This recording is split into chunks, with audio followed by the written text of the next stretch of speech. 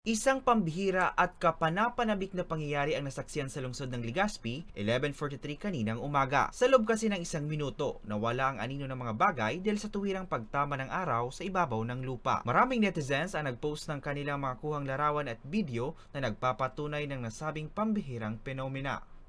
Ayon sa mga eksperto, ang Zero Shadow Day ay nagaganap kapag ang araw ay direktang nakatapat sa isang lugar kung saan tumapat ito ngayong araw sa ating lungsod. Dahil dito, ang mga bagay na nakatayo tulad ng poste ay nawawala ng anino. Nagaganap daw ito 2 beses sa kada taon.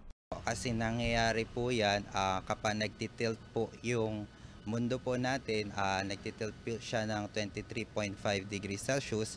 Tayo nakasituated sa gitna ng equator at saka Tropic of Cancer.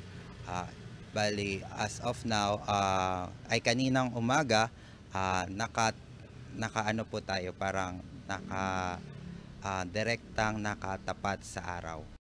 Ang Zero Shadow Day sa Legazpi City ay hindi lamang isang kakaibang pangyayari, kundi isang paalala rin sa ganda ng kalikasan at importansya ng patuloy na pag-aaral at pag-unawa sa agham.